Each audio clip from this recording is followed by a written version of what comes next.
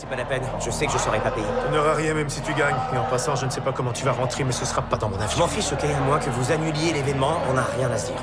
Tu crois que c'est aussi simple? Ouais, je le crois. Alors laisse-moi t'expliquer un truc. Je suis né en 1601. Je suis un vampire. Je suis ici depuis des siècles.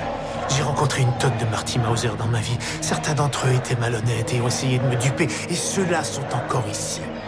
Si tu remportes cette partie, tu seras ici pour toujours, toi aussi. Mais tu ne seras jamais heureux. Tu ne seras jamais heureux. Ok, compris, monsieur Rockwell. But now we come to a period that I call the battle for identity. Lies my grandma told me. Yeah, superstitious devices. Lies my grandma told me. What? Urban mythological rules of bubble mice. Yeah. Salut les kids et bienvenue dans L'Intendant Godard, saison 18, épisode 28. Cette semaine, émission performativité, double et monstre. Tu sembleras moins répugnant une fois apprivoisé, assis sur mon lit gauchement. Une fois apprivoisé, quitter ta grotte timidement. Une fois apprivoisé, oh monstre, monstre, accepte-moi. Enfin bref, il est 19h et comme disait Peter, c'est l'heure. Et oui, vous êtes bien dans L'Intendant Godard, l'émission de cinéma qui est mieux que les autres. Et donc vous l'aurez peut-être compris via cette citation d'une chanson de Mylène Farmer, Olivia Ruiz. Et t'as cherché, hein, c'est parce que la dernière fois qu'on a parlé de Frankenstein que j'ai fait une citation de Stupéfile, donc je peux pas le faire à chaque fois. Nous parlerons donc ce soir de monstres, nous parlerons de The Bride de Maggie Gyllenhaal, sorti dans la salle française il y a 2 semaines. Mais avant ça, nous parlerons de Marty Supreme de Josh Shafdie, sorti aussi dans les salles françaises il y a quelques semaines. Et ensuite de Alter Ego de Nicolas et Bruno, donc Nicolas Charlet et Bruno Lavenne, sorti dans la salle française il y a 2 semaines. Et pour parler de ce jeu, programme autour de cet avis, il y a bien évidemment la fine flotte de la critique du Grand Ouest. À ma gauche, toujours à ma gauche, il y a carrément Fleuret. Bonsoir Thibaut. Salut Thomas, salut à toutes et à tous. Il y a également le docteur Erwan. Bonsoir docteur. bonsoir. Et la mise en son de cette émission, il y a la parole qu'il y a Margot. Bonsoir Margot. Bonsoir. Donc voilà, ce sont les forces en présence. Avant de passer à la section critique de cette émission, quelques nouvelles neufs de tête de ligne. De la merde. De la merde. De la merde. De la merde. De la merde de la merde. Ah, oh, ça oui, c'est du bon travail. Donc les agendas locaux pour commencer, mais avant, petite scrutation de ce studio, nous avons vraiment la tête et les jambes. Thibaut avec sa veste du Stade Rennais Football Club et Erwan qui en bon cinéphile a ramené un gros livre sur Stanley Kubrick. Vraiment. Pour me la raconter. Voilà, de peur de s'emmerder pendant l'émission. Erwan s'est dit qu'il allait prendre le petit livre de Taschen sur Kubrick. Pour être totalement transparent, comme on dit en politique, je viens juste de le recevoir par la poste. Donc en fait, j'ai été le chercher dans mon point relais et je n'ai pas eu le temps de repasser chez moi pour le déposer. Mais vous n'avez pas vous justifié de vous balader avec un livre sur Kubrick, mon cher. Voilà. Mais c'est mieux qu'un livre sur Max Pécasse. Non. Alors moi j'aimerais bien lire un livre sur Max Pécasse. Hein. Je suis sûr, j'en suis certain. Il y a des choses à dire. J'en suis certain. Il y a des choses à dire. Donc voilà, agenda local, je le disais. Les élections municipales, alors, le deuxième tour bientôt. Ouais. En toute transparence, Erwan. Oui, bah pas de surprise. Enfin, je sais pas. J'ai regardé ça d'un œil distrait en fait. On refait le match. Voilà, je suis allé voter distraitement et j'ai regardé les résultats distraitement. Je n'ai pas été bousculé par la foule. Hein, non, c'était pas la foule non plus. Ouais. Après, je suis allé dimanche midi, moi, donc voilà. Tout le monde était devant le rôti du dimanche, donc voilà. En train de rôter devant le rôti. Voilà, exactement. Donc j'étais tranquille. Donc, bref, alors, agenda local. Donc, agenda local pour commencer. Le prochain film du dimanche soir sera le dimanche 19 avril prochain, toujours proposé par nous-mêmes et nos meilleurs ennemis du cinéma est mort. Et ce sera L'homme qui voulut être roi de John Huston, un des plus beaux films d'aventure de tous les temps. Dont on avait fait une émission spéciale ici lors de sa ressortie en Blu-ray chez Wildside il y a 5 ans déjà peut-être, dans un très beau coffret. Ouais, parce que je crois que c'était le deuxième confinement. Donc, oui, donc ça fait un petit moment. Ça ne nous rajeunit pas. Ça commence à faire un petit moment. Le confinement. Autrement, à Cinémaniacs, la semaine prochaine, donc le 24 mars, vous aurez le plaisir de voir ou revoir en 35 mm The Wild Bunch, la Horde sauvage de Sam Peckinpah. Pas tout mal. Pas mal. Toujours bien. J'avoue, c'est pas mal. Tout petit film. Demain, au tambour, donc sur le campus de Rennes 2, double programme à 18h15, ce sera Jason et les Argonautes. Pourquoi je dis Jason ? Jason et les Argonautes. Voilà, que j'ai revu cet été, c'est toujours formidable. Ça faisait 15 ans au moins que je l'avais pas vu. Pour les petits et pour les grands. Ah oui, c'est magnifique. Formidable. Et à 20h45, on reste dans le Peplum et les gars en jupette avec Le Colosse de Rhodes, le premier film officiellement réalisé par Sergio Leone. Qui est très bien aussi. Oui, c'est sympathique. Ah, qui est très bien. Oui, c'est moi, j'avais été heureusement, je l'ai vu il y a très longtemps, mais j'avais été heureusement surpris. Je m'attendais à une panouille et en fait, c'est pas tant que ça une panouille. Oh, mais de toute façon, le sous-genre du Peplum, je crois que c'était Yves Boisset qui avait dit ça, ou Doug Goodline, je sais plus, il fait. C'est un genre qui est formidable, extrêmement sympathique, où il n'y a aucun chef-d'œuvre, mais c'est toujours sympathique quand même. Oui. Les Titans de Tesseract, c'est super. Le quart de 3 de Ferronet, c'est super. Il y a plein de trucs bien. Mais oui, c'est très bien. On adore les Peplums, surtout les Peplums italiens. Ouais. Ah bah oui. Parce que c'est moins biblique que les Peplums américains. Un peu fauché là. Et tout ah ça, bah oui. Oui, mais c'est la ferie des costumes. Autrement, toujours agenda local à l'Arvor, donc ce jeudi, le 19 mars, dans le cadre des Jeudis de l'Angoisse, rendez-vous donc du cinéma Arvor, ce sera le film, un film récent pour le coup, Marama de Taratoa Stoppard, distribué par quelqu'un que vous connaissez, mon cher Thibaut. Et oui, c'est l'occasion de faire un gros coucou, un gros big up au copain Johan Borg, alias Yo-Yo, pour les intimes. Voilà, que je salue amicalement et chaudement. À Toulouse, c'est ça ? Et à Toulouse, oui, la ville rose. Le rugby à la violette, oui, voilà, à Toulouse. C'est toujours l'occasion de refaire un petit accent. Voilà. Et qui, en bon fan de cinéma de genre, m'a dit énormément de bien du film. Oui, ça a l'air curieux. Et oui, voilà. Donc voilà, Marama, ce jeudi à l'Arvor. Et autrement... Et non, pas Bananarama. Hein. Non, pas Bananarama. Toujours à l'Arvor, mais c'est ce dimanche à 11h dans le cadre de Cinévorax, les rendez-vous pour les petits et pour les grands. Vous aurez la joie de voir ou revoir Qui veut la peau de Roger Rabbit. Super film. En VF de Robert Zemeckis. Ouais. Vraiment un super Zemeckis. Oui, si vous ne l'avez jamais vu, allez le voir. Je l'ai vu une fois au cinéma il y a 15 ans. Ça fait très longtemps. 20 ans. Le dernier grand film en animation 2D, en fait. Avant le passage au numérique. Il y a Cool World quand même. Il y a Space Jam. C'est tellement un super film. Non, le dernier grand film en animation 2D, Le Géant de Fer de Brad Bird. Mais en mélange animation 2D, prise de vue réelle. Tout de suite, c'est quand ça vous arrange. Le sous-genre du sous-genre du sous. La niche. Mais c'est à mon avis un des meilleurs. C'est à mon avis un des meilleurs. Plus que Space Jam 2 aussi. Ouais. Oui, tout à fait, plus que Space Jam 2. C'est tellement un bon film qu'il y a un plan dans ce film-là qui est devenu un terme générique dans les milieux de l'animation pour désigner le perfectionnisme, en fait. C'est quoi ? C'est un plan où ils sont dans une arrière-salle, dans l'arrière-salle du bar, et il y a la lumière qui se balance. Il y a la lumière qui se balance et on voit l'ombre de Roger Rabbit sur le mur, qui est un truc qu'ils n'étaient pas obligés de faire et qu'ils ont fait quand même pour que ça donne de la crédibilité. Et je sais plus quelle est l'expression en anglais, mais c'est devenu une expression courante en fait pour désigner dans l'industrie du numérique, dans l'industrie des effets spéciaux, quand on dit non mais on va passer 12 heures de plus parce qu'on voudrait que ça soit vraiment parfait quoi. Voilà. Donc, c'est le genre de petite histoire qu'on aime. Voilà. Donc, c'est tout dire. C'est Dr Magic j'en ai plein sur Roger Rabbit. Formidable. Sinon, au niveau des sorties nationales demain en streaming sur Netflix, ça sort vendredi, je crois. C'est le film Peaky Blinders, l'immortel, donc qui met fin suite aux 6 saisons de la série de Stephen Knight avec Cillian Murphy. Voilà. J'ai pas vu la série. Allez, au choix, soit il meurt, soit il va en prison. Alors, la série a énormément de défauts, notamment je pense qu'en termes de style, ça n'a pas très bien vieilli, d'écriture c'est un peu lourd, mais il y a des trucs plutôt pas mal, et Tom Hardy est très très drôle dedans. Oui, Tom Hardy est très bien. En mafieux boulanger juif de l'East London, il en fait des surcaisses. Oui. Mais globalement, tout le monde en fait des caisses. Adrien Brignon à saison 4, qui joue un italien, t'es mollo frangin quand même. Bref, on verra ça. Sinon, rayon cinéma, il y a le nouveau film de Xavier Giannoli qui sort demain, ce metteur en scène très intéressant, qui font en tout cas toujours des choses qui m'intéressent moi. Donc c'est Les Rayons et les Ombres avec John Dujardin, donc qui se passe pendant la collaboration en France. Pendant l'occupation, plutôt. Mais c'est sur la collaboration, mais pendant l'occupation. Oui. Ah mais soyons précis dans les. Soyons précis. J'amalgame peut-être, excusez-moi, j'amalgame. En ces temps troublés, les mots ont de l'importance, monsieur. Ah oui. Les chiffres, on en fait dire ce qu'on veut. Exactement. Autrement, il y a le nouveau film de Chris Lord et Phil Miller, ou l'inverse, je ne sais plus, le réalisateur des deux Amazing Spider-Man en animation, de Tempête de Blé Géant, de 21 Jump Street, viré du film Han Solo. Donc, projet Dernière Chance avec Ryan Gosling. En tout cas, le film est extrêmement mal vendu, la bande-annonce est totalement à chier. Apparemment, ça ressemble pas tellement à sa promo. Pourquoi pas? Moi, ça m'intrigue, moi. Voilà. Ça m'intrigue un peu. Pourquoi pas. Why the fuck not? Bon, après, c'est écrit par Drew Goddard. Le petit film de petit malin. Donc voilà, bon. Bref, autre film de petit malin, peut-être une comédie policière française qui s'appelle Police Flash 80. Oui, j'ai vu ça. Oui, avec François Damiens, Thomas Gijol. Une espèce de Stranger Things, mais dans la comédie policière française. Voilà. Camoulox.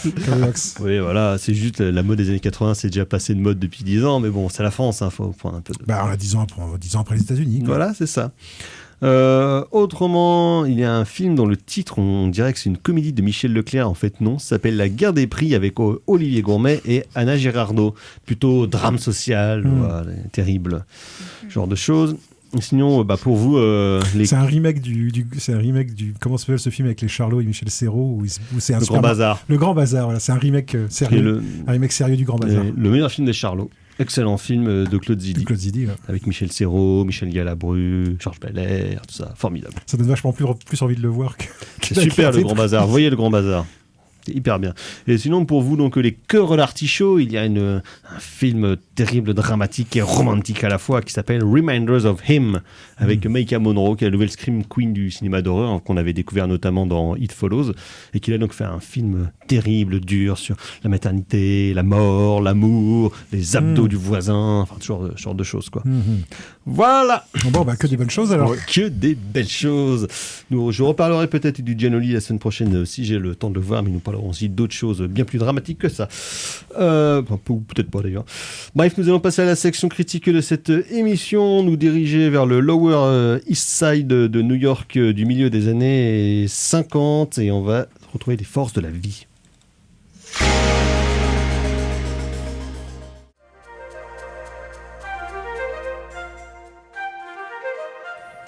Vous êtes toujours dans En attendant Godard sur Syllab et donc c'était All Your Tricks Point Never aka Daniel Lopatin. Ah là là, quand je l'ai vu au générique, j'ai direct pensé au grand timonier. Air Force One, on pense à toi donc Daniel Lopatin, que notre ancien grand timonier Erwan nous avait passé ici il y a 15 ans avec force démonstration de mots et de musique chelou, puisque beaucoup de la musique de Daniel Lopatin n'est pas tellement dans le standard radio, on va dire, notamment en termes de durée, en tout cas à l'époque. Et donc, effectivement, le revoir là au générique. Et à l'origine d'un excellent fou rire. D'un des plus beaux fou rires de cette émission. Et c'était à l'époque, me semble-t-il, pour The Bling Ring. Exactement, The Bling Ring de Sofia Coppola. Ça ne rajeunit pas. Et donc, c'était le morceau Force of Life, donc composé par Daniel Lopatin pour la bande originale du film. Pourquoi c'est un nom qui me fait rigoler, moi. Du film Marty Supreme.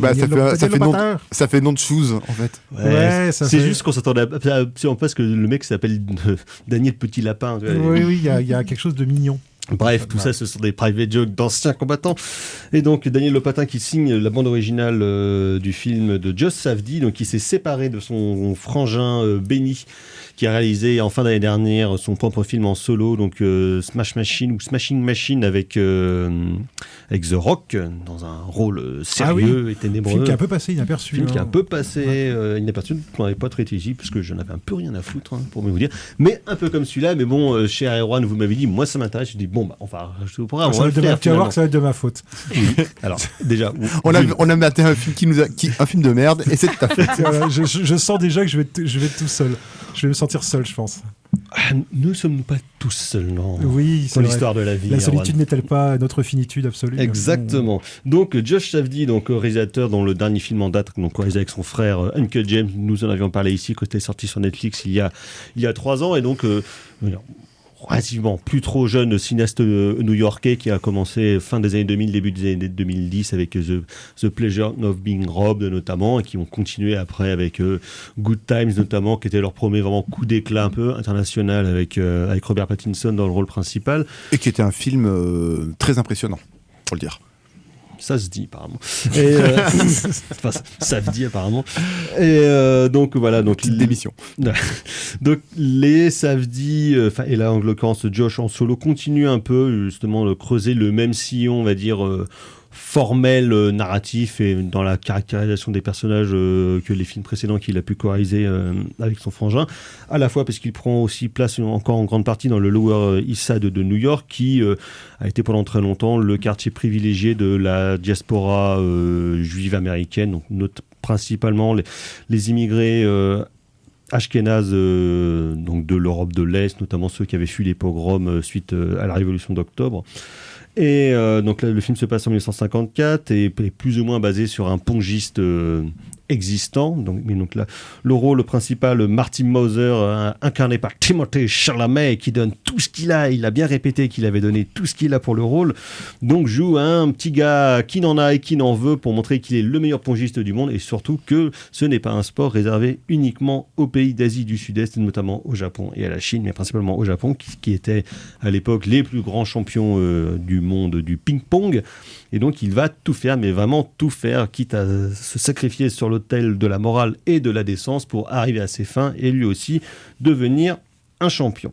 Sur cette intrigue un peu, on va dire, ce plot a priori relativement simple et classique du film de sport, du mec qui veut gravir les échelons. Josh Safdie et son co-scénariste, donc Ronald Bronstein, qui a coécrit la majorité des films des Safdie, vont en fait, comme beaucoup de leurs films précédents, prendre des détours plutôt que d'aller en ligne droite. C'est un personnage et c'est un film qui va faire des détours et des allers-retours constants entre différentes sous-intrigues, notamment une qui concerne un mafieux de New York cabotiné, bien évidemment, en pouvait-il en être autrement, par le vieux grigou Abel Ferrara, qui passe là-dedans, parce que dès qu'on parle de saleté et de New York, Abel pointe le bout de son nez avec son clébard qui pue.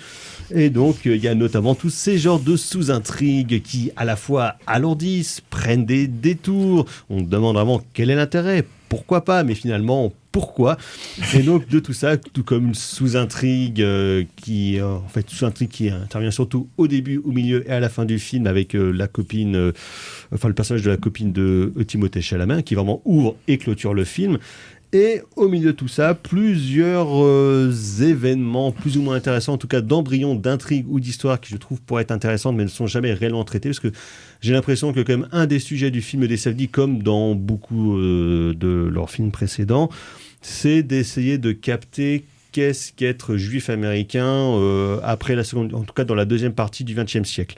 Il y a vraiment toute cette question là du peuple qui a réussi à survivre donc à la Shoah et puis à l'Holocauste, et d'avoir des pulsions de vie en fait qui vont driver le personnage, parce que la question de la judaïté, des rescapés des camps revient assez régulièrement dans le film, et de voir en fait comment est-ce que le personnage de Marty Mauser a cette impulsion de vie et proclame assez régulièrement par bien des manières son droit de vivre et son droit surtout de continuer à faire naître l'identité juive dans la nation américaine qui est sortie victorieuse de la Seconde Guerre mondiale. Sachant que sur la communauté juive, il y a une blague qui existe depuis des années sur le fait que les juifs sont pas bons en sport. Qui est une grande blague, une grande blague juive justement autour de la communauté juive, quoi. C'est de dire que dès qu'il y a du sport, en fait, les mecs c'est pas pour eux. C'est pas pour eux en fait. Voilà. Donc il y a Larry David en est la preuve. Il y a aussi ça, il y a aussi cette peut-être cette espèce l'idée de contrarier cette espèce de cliché un petit peu, mais qui est un cliché en fait qui a été développé sous forme d'autodérision par la communauté juive elle-même. En fait. Et moi je trouve qu'en plus ça aurait pu être un des aspects vraiment intéressants du film, et je trouve justement que par ces détours, comme le film refuse la ligne droite mais prend finalement le pari d'aller uniquement dans des alcôves, dans des recoins, je trouve que finalement ça perd un petit peu de sa force dramatique, d'autant qu'en plus ce qui était intéressant c'est que son personnage principal est vraiment pas agréable du tout, c'est quand même un genre de mec hyper arrogant, arriviste, et qui vraiment est prêt à toutes les crapuleries et toutes les humiliations pour arriver à ses fins. Je trouve qu'en fait de se perdre dans ces détours, à la fois ça le rend encore plus antipathique, mais finalement je trouve que ça n'amène rien, d'autant quand tu as la genre d'épiphanie finale qui finalement, je trouve, tombe comme un cheveu sur la soupe. Thibaut. Tout à fait.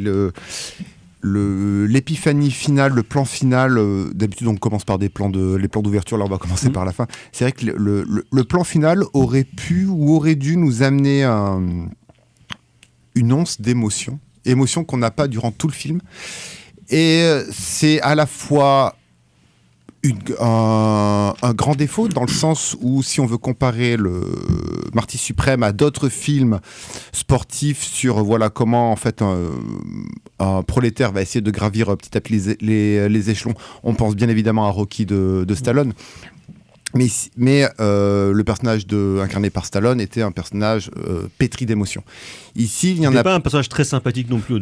Mais il y avait une réelle émotion qui allait, avec le regard de Stallone, avec son histoire de couple avec Talia Shire qui fonctionnait également très très bien.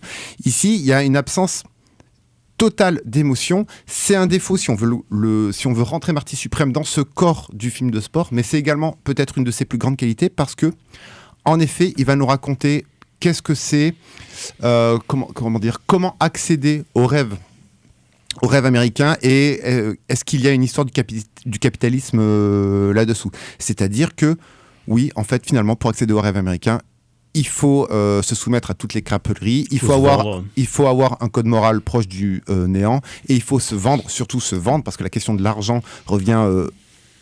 est très importante parce qu'il y a toute une histoire sur il faut me payer le voyage au Japon pour prendre ma revanche, sauf qu'il fait n'importe quoi. Timothée Chalamet, Marty fait n'importe quoi fait n'importe quoi tout court, donc du coup il perd la thune. C'est le truc un peu classique des séries, deux personnages qui s'enfoncent dans la merde continuellement, parce que j'ai l'impression, et je te reprends, je te coupe, mais de toute façon le film après laquelle il court dans ce film-là et dans le reste de leur filmographie, de toute façon c'est... le Scorsese After Hours, ou clairement, ne serait-ce qu'en termes de photos, là, avec Konji, mais même dans leurs films précédents, et en termes de rythme, en termes de pulsion, justement, autodestructrice, ils courent vraiment après là-dessus. Alors là, il y a ce côté non émotionnel, je trouve que c'est une force, mais en même temps, ça peut clairement larguer le spectateur ou la spectatrice, parce qu'en fait, tu te dis, mais comment rattacher, comment avoir une porte d'entrée dans ce film. Ça va pas être par le sport, parce qu'en fait, au final, tu le disais, c'est au milieu et à la fin, et la question du ping-pong est totalement éludé, j'ai envie de te dire pourquoi pas. Ça va pas être par l'émotion, parce qu'il n'y en a pas, donc du coup ça enclenche une réflexion sur le rêve américain, mais ça reste quand même pas en background, mais c'est pas quelque chose qui est... Il n'y a pas un gros message qui est asséné durant tout le film. Ce qui est pas plus mal. Donc ce qui est vraiment pas plus mal. Du coup, tu te raccroches à quoi ? Et ben finalement, tu te raccroches à pas grand-chose, parce que derrière ça, on est devant un film qui, tu le disais, prend des tours, fait des allers-retours, va checker un petit peu dans les bas-fonds, dans les caves, dans les cages d'escalier, mais au final, c'est tellement fatigant. 2 heures et demie de film là-dessus, avec des sous-intrigues, comme tu le disais, qui ne servent strictement à rien. L'intrigue avec Abel Ferrara, franchement, allez hop, à la casse, ça alourdit le film comme pas possible. Du coup, c'est un film qui est c'est un film en fait qui est bizarre, qui est pas dérangeant, mais qui est franchement pas accessible, alors que la persona de Timothée Chalamet pourrait le rendre accessible. Et pourtant les salles sont pleines. Les salles sont... c'est le côté Chalamet. Alors, par contre, notre ami Timothée fait une prestation absolument de gueudin. Disons que pour une fois, genre, il fait des trucs avec son visage dans un film, parce qu'il arrive pas beaucoup. Il est un peu plus expressif que d'habitude. Mais le truc, c'est que t'es tellement fatigué, tu te dis, mais à quoi ça sert tout ce bazar? Si ça va trop vite, c'est que t'es trop vieux. Oui, peut-être.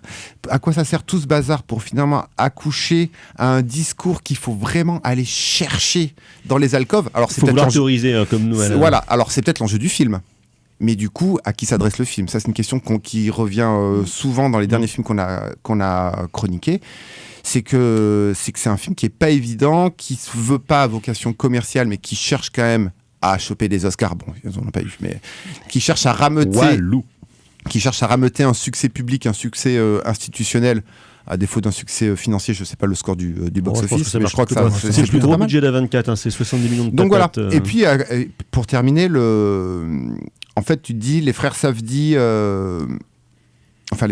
donc là Josh Safdie, tu te dis bon, en fait, ça fait vous faites toujours le même film. Au bout d'un moment, il va falloir penser à évoluer, parce qu'on a c'est déjà de grandir.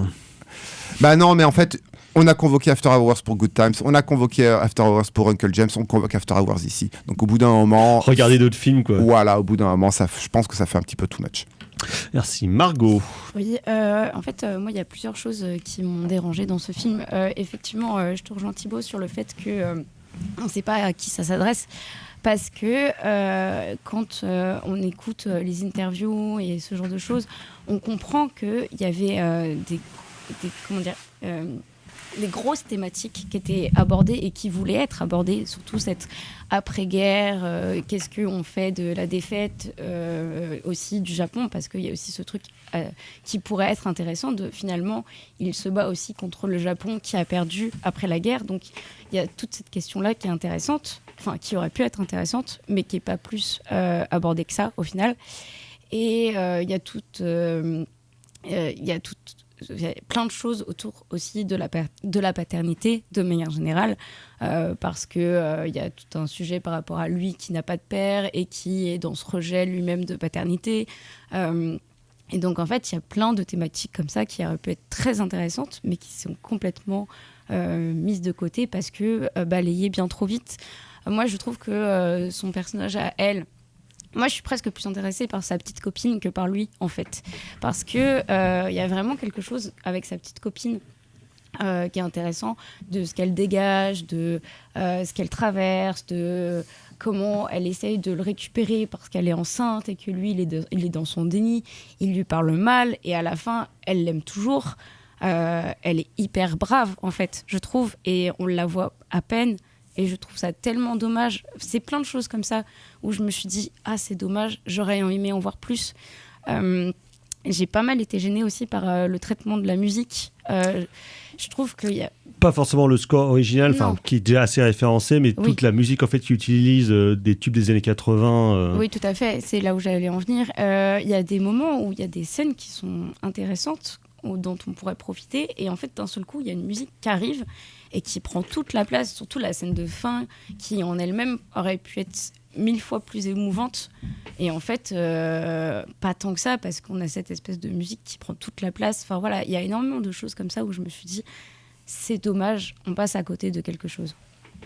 Docteur, la parole est à la défense. Non, moi je vais pas non plus dire que c'est le film de l'année pour l'instant. Vous l'avez dit. Mais moi j'ai pas. En fait, le truc c'est que moi je me suis retrouvé en fait devant un film des frères Safdie, quoi. Donc après, tu vois, enfin, comment dire, la question de savoir à qui ça s'adresse. T'étais déjà un peu adepte des films des Safdie. Ouais, moi j'ai rien contre en fait. C'est-à-dire, c'est pas forcément, voilà, dire mon cinéma de cœur absolu, tu vois, ces temps-ci. Mais par contre, c'est un cinéma qui me dérange pas, et surtout moi je trouve que c'est un cinéma qui a cet avantage de justement pas jouer sur des questions d'identification du spectateur, puisque tous les personnages des frères Safdie sont globalement des connards. Oui. Et c'était le cas aussi dans Good Times, et c'est le cas aussi dans Uncut Gems. Donc cette espèce de distance en fait, moi me pose pas de problème en fait dans le film, et que Timothée Chalamet soit en fait une espèce d'être vachement immature, et que finalement cette scène finale soit peut-être le début d'un commencement d'entrée dans l'âge adulte, finalement. De devenir un mensch. Voilà, moi, me semble pas complètement incohérente. Et ce qu'on perd en émotion, je trouve, on le garde quand même en termes de cohérence interne du parcours du personnage. Moi, ce qui m'a intéressé aussi, c'est que justement, on sent bien que ce que veut faire Josh Safdie, c'est de contourner en fait le film sportif, en fait, parce que normalement le film aurait dû se terminer par une apothéose, et par la victoire. Voilà, et effectivement c'est une victoire, mais c'est pas du tout une victoire en apothéose, puisqu'en fait c'est une victoire dans un match qui est un match promotionnel, voilà, et qui donc n'a aucune valeur, sauf pour le personnage principal finalement, qui s'entête, et ça c'est un truc aussi, c'est que c'est un film sur l'entêtement en fait, mais pas présenté comme une vertu, plutôt présenté comme un problème en fait. C'est-à-dire l'idée de ce mec qui est très américain de ce point de vue-là, et qui veut absolument être le type qui se détache du lot, il faut être le champion parce que je suis américain, on a gagné la guerre, donc on est forcément les meilleurs en tout, et qui en fait je trouve incarne très bien l'auto-aveuglement et l'auto-illusion en fait sur laquelle se construisent les États-Unis dans l'après-guerre, à savoir cette idée de c'est nous les meilleurs du monde, on est les porteurs des bonnes valeurs, sauf que lui passe son temps en fait à céder devant ces bonnes valeurs. Et le truc moi qui m'a intéressé, c'est bien que qui c'est les plus forts évidemment, c'est les Verts. Et oui. Mais moi il y a aussi un truc qui m'a intéressé, c'est cette idée que C'est cette idée que, et je sais pas si c'est parce que je suis en train de bosser sur Barry Lyndon et que du coup ça me reste un peu dans le crâne, mais j'ai trouvé c'est un peu le même genre de personnage, c'est-à-dire un personnage en fait qui est pas un personnage sympathique et qui est pas un personnage honnête. Mais les personnages autour de lui sont tout aussi peu sympathiques et tout aussi peu honnêtes. Oui, mais c'est pas parce que tout le monde mais par contre, sont des enflures que ça rend l'enflure principal plus sympathique. Non, mais par contre, ça dit quelque chose. C'est une version assez pessimiste, en fait, justement, de la société américaine. C'est pas du tout une version comme celle portée, justement, par Rocky, qui est quand on veut, on peut, aide-toi, le ciel t'aidera, voilà, et qui est une illusion, qui est une illusion du même registre que la méritocratie dans la culture française, dans l'inconscient collectif français, quoi. L'idée que que finalement, si t'as envie, tu arriveras à franchir les barrières de classe, etc. Alors que là, non, les barrières de classe. Comme dirait Werner Herzog, chacun pour soi et Dieu contre tous. Non, et là, les barrières de classe sont définitives, et elles sont ancrées. Et il n'y a pas d'histoire de solidarité dans la communauté juive, il n'y a pas d'histoire de solidarité prolétaire, et peut-être que ça fait pas du bien de voir ça sur le plan moral, mais je pense que c'est bien que le cinéma dise ça aussi, parce que moi, j'ai rien contre le cinéma. Le cinéma qui fait chaud au cœur, où tu ressors et tu dis putain, je suis content, c'est des gens bien, donc moi quelque part je suis quelqu'un de bien aussi. Là, c'est un film sur la petitesse humaine, en fait. C'est un peu l'inverse de Ella McKay de James L. Brooks dont on parlait il y a 3 semaines. Voilà, c'est pas le côté Capra, là, c'est vraiment le côté, c'est vraiment presque le côté cracra. C'est le côté cracra, puis dedans, puisque cette espèce de c'est une espèce d'eau forte, en fait, quoi, ce film, quoi. C'est-à-dire une gravure assez alors appuyée, certes, mais une gravure assez moi je trouve moi que j'ai pas détesté voir. Après, effectivement, c'est un film qui est épuisant, c'est un film qui est pas sympathique, qui est un film qui est pas aimable, mais quelque part je peux pas m'empêcher d'avoir de la sympathie justement pour un cinéma qui est pas aimable, et de voir des salles remplies de gens qui n'auraient jamais été voir un film des frères Safdie autrement que si le film n'avait pas été survendu. Ce qui est un problème, d'ailleurs, pour moi. Le film a bénéficié d'une promotion, pour moi, qui est une promotion qui est 10 fois trop forte par rapport avec un budget probablement supérieur par rapport au budget du film. À la réalité du film. Après, effectivement, en même temps, c'est malin d'utiliser le Star System pour produire ce genre de film et pour que le Safdie. C'est aussi quelque part, c'est un film qui est prêt quelque part à toutes les crapuleries aussi pour advenir. Donc, je peux pas dire que ça. En fait, le truc, c'est que je peux pas dire forcément que ce soit un film où je sois ressorti enthousiaste. Par contre, je peux pas non plus dire que ça soit un film qui m'est semblé incohérent par rapport au film des frères Safdie, par rapport à leur thématique, par rapport à leur mise en scène. C'est assez cohérent, mais comme par exemple moi, le cinéma des frères Safdie ne m'a strictement jamais parlé. Exactement. Si c'est pas ton truc au départ, ça va pas te convaincre. C'est pas le film de la maturité, tu vois, c'est pas du tout ça. Non, peut-être pour Timothée Chalamet, c'est peut-être le rôle de la maturité. Mais comme Pattinson et comme Sandler. Adam Sandler, il avait déjà fait des purs films avant, il avait tourné avec PTA 20 ans avant. Oui, bien sûr, il avait fait des films, voilà, mais c'est des bons véhicules à acteurs, en fait, les frères Safdie. Donc moi je comprends très bien que Chalamet il ait voulu s'investir dans ce rôle-là.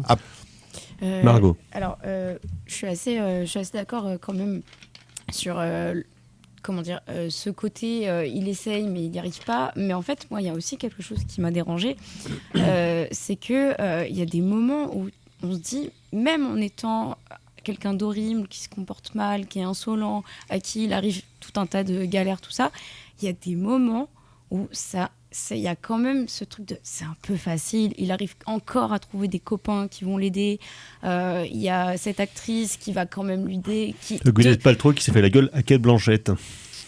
Au début ça m'a surpris, je disais mais c'est laquelle et je trouve que encore une fois là-dessus c'est pas entièrement abouti. Il y a une idée qui est là, qui est présente, mais qui n'est pas entière, je trouve. Ouais, je suis d'accord. Moi aussi. C'est vrai que le film pousse pas assez loin, ses côtés retors dans les relations de personnages. Le truc, c'est qu'en fait, c'est ça. Alors ça, c'est peut-être un peu un des défauts du film, effectivement, c'est que Timothée Chalamet prend tellement de place que du coup, il n'y a pas beaucoup de place en fait pour les personnages secondaires pour exister, sauf comme faire valoir. Et c'est vrai que celle qui s'en sort le mieux, je trouve que c'est l'actrice qui joue sa petite amie, je trouve, qui a une vraie présence dans les moments où elle apparaît, même si on peut regretter qu'elle apparaisse pas assez. Moi, je regrette justement que le couple, par exemple, de Gwyneth Paltrow avec son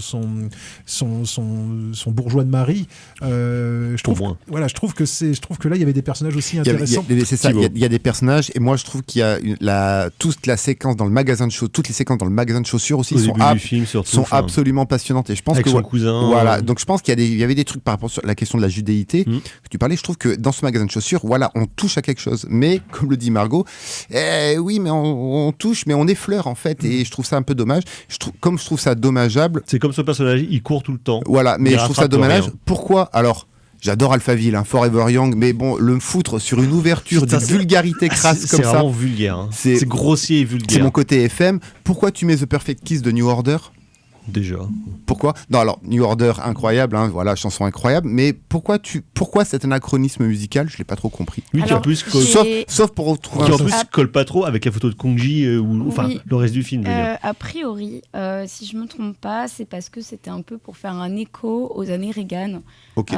Donc pour démystifier des époques un peu brillantes des États-Unis, mais qui n'ont pas été tant que ça. Et parce que les années 50, c'est censé être la période du boom économique, alors que c'est pas du tout ce qu'on voit. C'est la nouvelle société. C'est pour ça, c'était un peu pour faire écho entre 50 et 80 des années qu'on a tendance un peu mais tu vois, et bah pareil, ça faut le théoriser derrière. Voilà, c'est pas évident en fait. C'est pas évident en fait. Voilà. Je me suis posé la question et c'est parce que j'ai cherché que j'ai trouvé, mais sans chercher, tu trouves pas en fait. Voilà, donc. Alors que moi, je me suis juste dit, ah tiens, c'est comme Marie-Antoinette. Et tu t'es dit, c'est une bonne idée. je dis bon, bah, c'est pour ça que ça m'a pas bluffé plus que ça, parce que je me suis dit, bah ouais, comme done that, déjà vu. Voilà, comme dans Marie-Antoinette, quoi, en fait. Juste un dernier point par rapport à la mise en scène de Josh Safdie. Je trouve ça. Je trouve ça. Par contre, il a évolué un petit peu en termes de sa mise en scène. Alors la caméra est. Il y a un truc avec les gros plans. Extrêmement. Les gros plans sont vachement oppressants, moi j'ai trouvé. Oui, mais ils sont moins pornographiques qu'auparavant. Donc j'ai trouvé qu'il y a une petite moins de voyeurisme. Voilà, il y a une petite comment dire un pas. Alors le film était un film de pas de côté. Béni. Mais c'est peut-être ouais. Mais là il y a un pas en arrière qui est fait en termes de mise en scène qui n'est pas déplaisant. Voilà. Donc il y a une petite évolution quand même, mais ça reste quand même After Hours. Bref, Marty Supreme de Josh Safdie encore dans les salles. On va passer à toute autre chose. On va retourner en France, se diriger vers le monde merveilleux des bureaux et des acteurs. Oui, absolument. Les fonds de roulement transactionnels sont indexés sur les coûts d'achat annuels. Oui, depuis 82. Ah, sur les passifs immobilisés, alors on n'est plus sur les mêmes taux d'escompte. Je convertis les ratios. Je suis sûr que tu comprends pas un seul mot de ce que tu dis. Je fais mon travail, c'est tout. Je te rappelle qu'on est acteur de films d'entreprise, on n'est pas censé travailler pour de vrai. Hey, si tu crois pas en ton rôle, n'en dégoûte pas les autres, ok? Putain, c'est en train de devenir n'importe quoi ce film instit. Ah, Berthier, t'as reçu mon formulaire GJ35? Attends, tu vas pas t'y mettre toi aussi, on est acteur, on n'est pas comptable. Ah bon? Bah non. Mais non, justement, je t'ai bien eu. C'était pour voir comment tu trouvais mon acting professionnel. Tu trouves que je suis crédible? Ouais, tu déchires carrément, mec. J'ai toujours considéré que t'avais un énorme potentiel dans ce métier. Sérieux? Ouais, t'es un super acteur institutionnel, t'iras très très loin, le gars. Trop bien. Hey, salut tout le monde. Nicole, y a quelque chose pour moi? Oui, un post-it avec rien écrit dessus, ainsi qu'un dossier plein de feuilles A4. Très bien, ça fait très professionnel. Merci. De toute façon, je les lirai jamais. Merci. Hey, ça va les winners? Hey. Alors, le Galec, toujours au top? Ouais, comme vous, je fais mes heures d'intermittent, quoi. Et toi, Berthier, ça va? Ça bosse dur? Ça va. Enfin, je joue pas dans cette scène, donc je me sens pas très concerné. Marrant, ça. Les gars, il me faut votre rapport annuel des ventilations comptables au plus vite. En intégrant les normes IFRS, bien sûr. Quoi? Mais attendez, on sait pas faire, on n'y connaît rien, on n'a jamais fait ça, nous. Eh ben, moi non plus, mon grand. Mais ça, c'est votre problème. Attendez, on n'a pas reçu de scénario, on n'a pas de texte, c'est du suicide. Ouais, eh ben, vous faites exactement comme d'habitude, vous improvisez. Ah, et j'oubliais, c'est pour demain, hein. Bonne chance. Ouais, t'es gentil, tu me fais ça en 200 exemplaires recto verso. Très bien. T'as 1 heure. Merci, chef. Monsieur Choulard. Ouais. Berthier. Je peux faire semblant de vous demander de l'aide sur ce rapport comptable alors qu'en fait je voudrais vous parler de choses très personnelles. En fait, j'ai l'impression que je suis en train de passer à côté de ma carrière d'acteur et ça me fait super peur. Ouais, tu as l'impression de gâcher ton talent dans des films d'entreprise alors que dans le fond c'est pas ce que t'avais imaginé au départ, c'est ça? Ouais, j'ai envie d'interpréter des vrais rôles, jouer dans des grands films avec des belles histoires. Enfin, vous voyez un peu ce que je veux dire. Genre jouer dans la prochaine vidéo de présentation de la Coffratech. Non. Pas du cinéma d'entreprise, du vrai cinéma. Ah ouais, carrément, genre le prochain film des forces de vente de la Cipexo, je vois. Ouais, enfin non, c'est pas vraiment ce que mon garçon, dans notre très beau métier d'acteur de bureau, on a trop souvent tendance à enfermer les gens dans des rôles. Et je sais de quoi je parle. Alors si j'ai un conseil à te donner, Berthier, déploie tes ailes et va au bout de tes rêves. Banco, merci. Bonne chance, mon petit. Mais comment ça, aller au bout de nos rêves? Qu'est-ce que tu veux dire? Je veux dire qu'il faut déployer nos ailes et quitter le cinéma institutionnel. Carrément? Ouais, on met les voiles, vieux. Et à nous, la grande aventure du cinéma d'auteur. Hey, salut tout le monde. Nicole, y a quelque chose pour moi? Oui, un post-it avec rien écrit dessus, ainsi qu'un dossier plein de feuilles A4, comme d'habitude. Très bien, ça fait très professionnel. Merci. De toute façon, je les lirai jamais. Merci. Hey, ça va les winners? Hey. Alors, il est où ce rapport? Oui, enfin, non, en fait, on a décidé de quitter ce film institutionnel. Ouais, on va faire du vrai cinéma maintenant. On n'est plus acteur de film d'entreprise. Ah, attendez, ça fait 15 ans que vous bossez ici non-stop. Tous les jours, de 7h45 à 17h, et vous pensez vraiment que vous êtes acteur dans un film? Oui, enfin, Vous êtes comptable à la Cogip depuis 15 ans, les gars. Vous avez même pas remarqué qu'il n'y avait pas de caméra. Vous êtes vraiment trop cons. En attendant Godard sur Synap, et donc c'était un extrait de Message à caractère informatif, la saison 2, acteur de bureau. Et donc des messages à caractère informatif et de la Cogip, il en est bien évidemment question dans Alter Ego, le deuxième long métrage pour le cinéma de Nicolas Charlot et Bruno Lavenne, aka Nicolas et Bruno. Donc plus de 10 ans après La personne aux deux personnes avec Daniel Auteuil et Alain Chabat. Mais Nicolas et Bruno, bien évidemment, on les connaît avant tout comme parodistes, pasticheurs et spécialistes du détournement d'images, notamment via leurs multiples créations télévisuelles avec Amour, Gloire et débat d'idées, message à caractère informatif pour Canal+, à la recherche de l'ultrasexe, message à caractère pornographique aussi, qu'ils avaient fait pour les 30 ans de Canal+, ou les 20 ans, je ne sais plus si je ne m'abuse. Et donc ils avaient fait aussi dernièrement au théâtre une adaptation du Zai Zai Zai Zai de Fab Caro. Et donc là, ils nous reviennent avec ce deuxième long métrage qui creuse toujours ce sillon du détournement et de la dark comédie, avec Alter Ego, dans lequel Laurent Lafitte, cadre à la Cogip, donc voit un jour arriver son nouveau voisin, qui est son sosie, mais avec des cheveux, et c'est le seul à le remarquer, et donc de là il va sombrer peu à peu dans une psychose. Sur ce pitch qui pourrait ressembler à la moustache de... C'est ce que j'étais en train de me dire. La moustache avec Vincent Lindon de... Tout à fait. C'est de qui déjà? Je ne sais plus. Je veux dire, et Emmanuel Carrère, mais je suis pas sûr. C'est le roman d'Emmanuel Carrère. Voilà, le roman, c'est ça. Donc la moustache.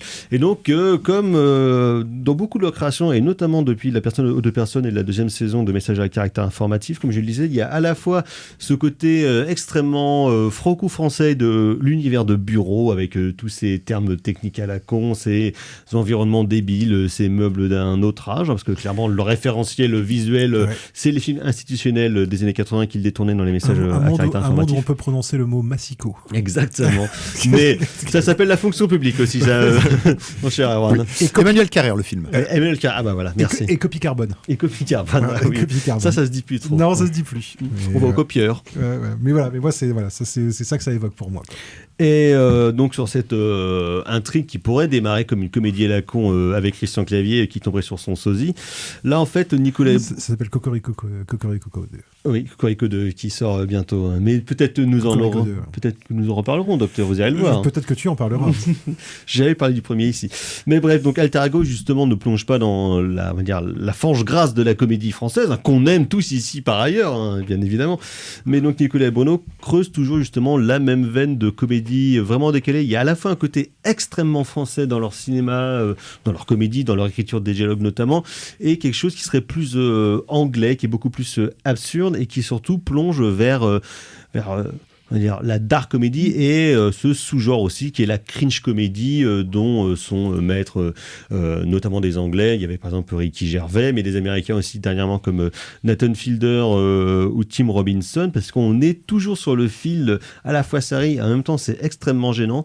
Il faut dire quand même que le film est emmené par un Laurent Lafitte dans un double rôle absolument merveilleux, et là il se donne vraiment à fond, à la fois dans le côté veule, dans le côté charmeur et dans le côté extrêmement inquiétant de son personnage, d'autant que sa perruque chauve est extrêmement bien faite, pour le coup c'est assez bluffant, et il est entouré donc de second rôles qui sont tout à fait au niveau aussi. Il y a Blanche Gardin dans un de ses derniers rôles en date, il y a Monsieur Fraise qui est toujours formidable, et Zabou Bretman avec un duvet de moustache.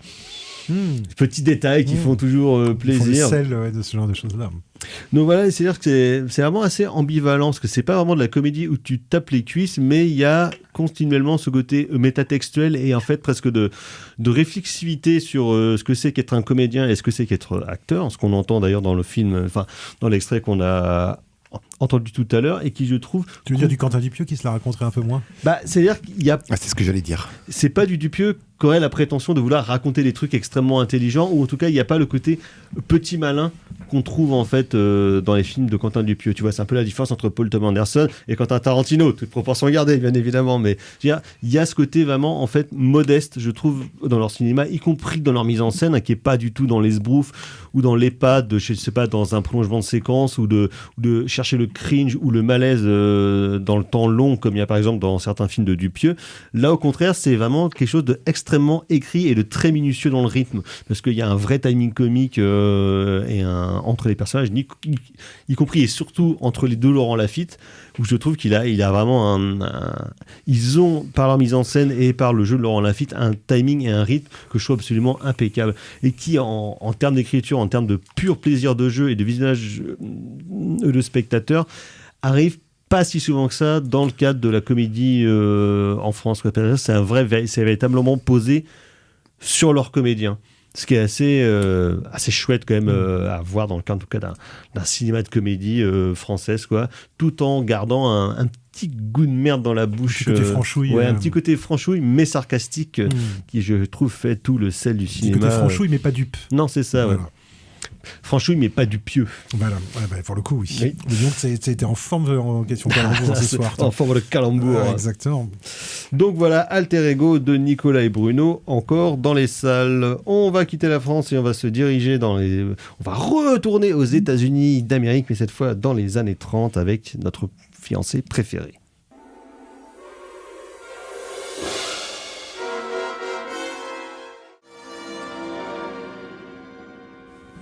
En attendant Godard sur Syllab, et donc c'était Franz Waxman, l'homme qui essayait de faire plus de potins que Miklos Rocha et Eric Korngold réunis, avec le thème de La fiancée de Frankenstein, donc de James Whale, la suite de son chef-d'œuvre Frankenstein, donc qui date de 1932, Frankenstein, si je ne m'abuse. Moi j'aurais dit 31 ou 32. 31 c'est Dracula. Ouais, 32 alors. Donc 32, et donc l'année d'après, La fiancée de Frankenstein, qui inspire... C'est un peu plus tard, c'est en 35 je crois.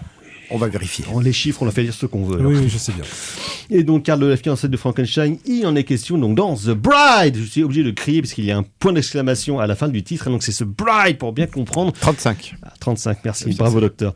Qui donc, effectivement, en plus, rien que ce titre avec un point d'exclamation incite bien déjà à comprendre le projet du film en termes sonores et en termes visuels, qui est donc le deuxième long métrage réalisé par celle qui était principalement connue comme une comédienne, Maggie Gyllenhaal. Elle avait réalisé son premier film il y a 2-3 ans, donc The Daughter, si je ne m'abuse, et que donc qu'on connaît principalement comme actrice, mais qui là est à la fois... Et Frankenstein 31. Ah, bien ouais. Et donc The Bride, donc ça raconte évidemment la fiancée de Frankenstein, incarnée ici par Jessie Buckley, suite à la demande donc de la créature de Frankenstein qu'on appelle juste ici Frankenstein, incarnée par Christian Bale, qui donc oui, alors que la créature de Frankenstein s'appelle pas Frankenstein. Oui, non, mais là il le dit justement, maintenant j'ai pris le nom de mon père, donc appelez-moi Frankenstein. Donc le film se déroule dans les années 30, parce que donc la créature vit beaucoup plus vieux que le commun des mortels, et donc il est seul, il est triste, et il demande à une autre savant fou incarné par Annette Bening de lui créer une fiancée, et donc ils vont déterrer une femme morte dans des escaliers après avoir trop bu et fréquenté trop de mafieux, qui est donc incarné par Jessie Buckley, et là va partir une sorte d'aventure à la Bonnie and Clyde, parce que donc le personnage de la fiancée ne se souvient pas de son passé, de comment elle était Harley Quinn, de comment elle était avant qu'elle soit morte, et donc tout ça va retracer un petit peu cette intrigue. Et donc en se basant sur un personnage qu'on évoquait relativement très vaguement dans les écrits de Mary Shelley et qui a été adapté quelques fois aussi au cinéma, là elle en fait vraiment le personnage principal, donc que Maggie Gyllenhaal. Et ce qui est intéressant dans le film, en tout cas dans le cadre de la carrière de Maggie Gyllenhaal, j'ai l'impression qu'elle a été réellement marquée, en tout cas ça a été un changement dans sa carrière, son rôle dans la série The Deuce de David Simon et Georges Pelecanos, où en termes où son simple personnage, j'ai l'impression, irrigue en fait ce qu'elle veut faire là-dedans au cinéma. Donc, c'est-à-dire d'avoir un personnage féminin trouble, réellement fort, avec une très forte volonté et qui va se heurter évidemment à tout dire, le patriarcat des années 30, mais qui était le même que David Simon et Pelecanos montraient dans The Deuce avec le patriarcat new-yorkais des années 70 et des années 80. Qui est de toute façon toujours à l'œuvre maintenant, qui était encore à l'œuvre avant. Donc une bande de vieux machos. De mufles, on peut le dire. Une bande de cuistres. De cuistres et de mufles. Du cuistre et des mufles. Parce que non seulement ces types sont des mufles, mais en plus ils sont de droite. D'accord, en plus. Donc en plus voilà, d'accord. Voilà. Donc, ils sont antipathiques au possible. Et donc, c'est-à-dire qu'elle veut raconter énormément de choses, mêler énormément d'approches. Il y a de la comédie musicale, il y a du film d'action, il y a du film de poursuite, il y a du film romantique, mais elle le fait en fait avec une hypertrophie et une genre de grossièreté qui parfois fonctionne extrêmement bien. Il y a notamment une scène de comédie musicale et qui vit en règlement de compte que pour le coup je trouve vraiment extrêmement bien faite, mais tout en fait va être dans un peu comme Martyr suprême, dans ça confond vitesse et précipitation. C'est-à-dire que je trouve que le film est quand même assez dense, il doit faire 2h10, mais il est extrêmement rushé. Tous les personnages sont à bloc de chez bloc, ça gueule, ça hurle, ça bave. Les potards sont à 12. Les potards sont à 12, exactement, c'est ça. Et en fait, le film, en voulant trop en raconter, je trouve, loupe parfois sa cible. Et ça n'évite pas du coup quelques lourdeurs scénaristiques et lourdeurs de dialogue, notamment pour bien qu'on comprenne l'ancrage dans le monde contemporain, en tout cas dans des thématiques contemporaines qui sont ressorties ces dernières années. À la fin du film, la fiancée de Frankenstein parle justement de tous les sévices qu'elle a pu subir dans sa vie de femme vivante, et elle hurle plusieurs fois « Me too, me too, me too ». Ouais, probablement un petit poil trop souligné. C'est-à-dire que c'est effectivement, je trouve que le film manque de subtilité malgré quelques justement écarts de pure beauté de mise en scène où il y a des choses réellement bien menée, mais en fait, à force de hurler tout ce qu'elle veut dire, je trouve qu'elle ne raconte plus grand-chose et c'est un peu dommageable. Alors que le film a vraiment un côté Freaks assez fascinant là-dessus. Christian Bale est très hors trait dans le film, quand même, à la fois dans son jeu et dans son personnage même. Je trouve qu'il est moins bien défini que le perso de la fiancée, qui est de toute façon, je pense, le projet de Maggie Gyllenhaal, mais c'est un peu dommage parce qu'il tente des trucs pas mal, mais comme il passe un peu à l'as, c'est Jessie Buckley qui a un rôle plus difficile aussi, mais c'est pas toujours trop bien, je trouve, sur quel pied danser, donc c'est assez dommage, mais le film en tout cas est fort de belles promesses pour le reste de la carrière de Maggie Gyllenhaal, qui a quasiment arrêté sa carrière de comédienne pour se consacrer essentiellement à la mise en scène. En tout cas, c'est assez intriguant de voir ce qu'elle pourra faire dans le reste de sa carrière. Donc voilà, The Bride de Maggie Gyllenhaal, toujours dans les salles. On va passer au coup de cœur. C'est nul, nul, nul, nul. Aucun goût. No taste. Goût de chiotte. Rapido presto, les coups de cœur, parce qu'on est un peu à la bourre. Margot. Alors, Ni Juge ni Soumise, donc le film réalisé par, je sais plus comment il s'appelle, les gens qui ont fait striptease. C'est assez intéressant par rapport à comment ça se passe, la justice en Belgique, qui est à peu près similaire à la nôtre. Et c'est pas fun, voilà. Oh là là, quelle affaire que celui-là. Hein. Merci Margot. Carrément Fleuret. Moi, ça va être film pas fun également, Le Prix du danger de Yves Boisset, où Yves Boisset, comme à son habitude, tire à boulet rouge sur à peu près tout ce qui bouge. Une satire dystopique qui n'est plus satire ni dystopique, vu que c'est ce qui se passe actuellement dans nos écrans de télévision. Exactement, merci Thibaut. Docteur. Alors moi, ça sera les deux premiers très beaux films du réalisateur espagnol Victor Erice, voilà, des secrets les mieux gardés du cinéma espagnol. Donc L'Esprit de la ruche, voilà, en 73, magnifique. Et Le Sud en 1983, film qui vient juste de ressortir en version restaurée et qui vaut vraiment le coup, avec notamment une science du cadre et de l'éclairage, une sophistication qui compense largement les maigres budgets alloué à ces deux films, donc c'est très bien. Merci docteur. Sinon moi ce serait un documentaire que j'ai découvert par hasard sur TBO ou TB Sud, qui est aussi disponible donc sur la plateforme de TBO. Hein. C'est Tati Boss de Julien Malassigné qui en fait utilise les images tournées par sa tante quand elle est partie à San Francisco à la fin des années 80 et début des années 90 pour ouvrir un restaurant, une crêperie à la Ticos à San Francisco, et de voir un peu ce parcours libertaire, révolutionnaire et de tentative tentative de résister face à la gentrification de la ville et l'arrivée des travailleurs de la Silicon Valley. Donc tout son parcours dans les années 90-2000 jusqu'en 2024. C'est un très beau film documentaire, film de famille finalement, qui parle au présent donc du parcours de cette femme assez exceptionnelle. Donc voilà, on va s'arrêter là. Merci messieurs d'avoir participé à cette émission. Merci Margot à la mise en son. On se retrouve la semaine prochaine. Prochaine émission, prochaine édition. À ciao, bonsoir. Salut. Salut.